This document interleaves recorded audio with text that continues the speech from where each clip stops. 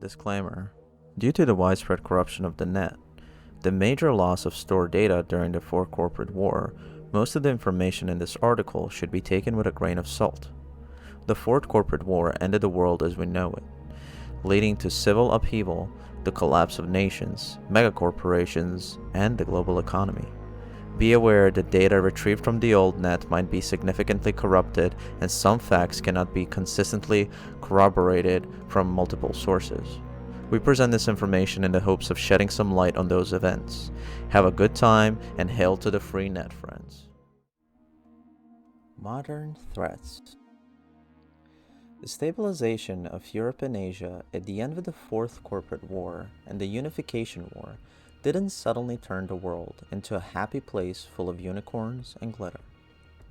Although the technological recession between the 2020s and the 2040s lowered global pollution levels, humanity still faces some serious threats.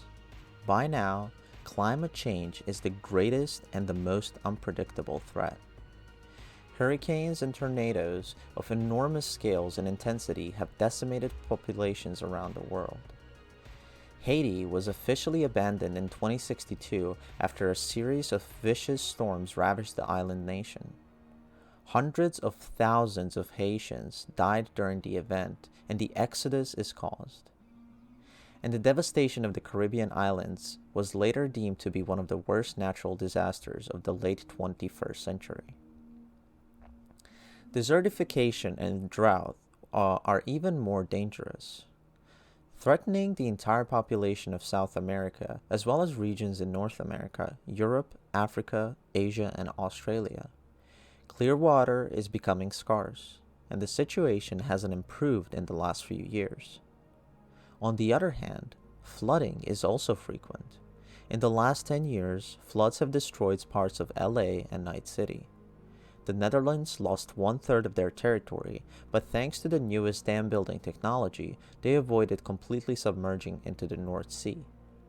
The Maldives were not so fortunate either. The archipelago sank entirely about 20 years ago.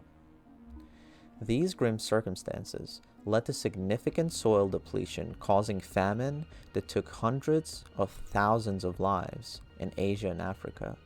It was only by introduction of hydroponic cultivation and vertical city farms that some urban regions avoided total extinction.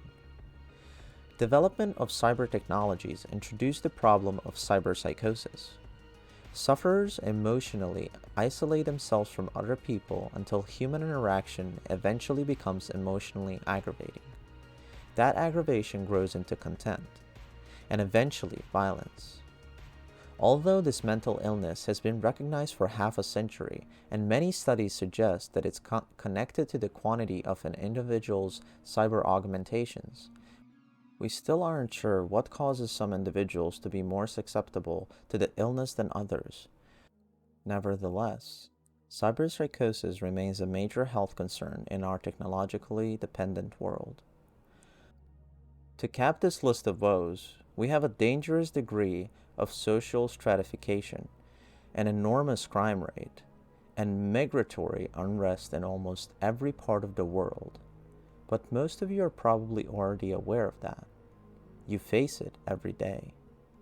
Things are far from being okay, and if we want to survive as a species, we need to seriously reevaluate our value system. The question is it too late for that?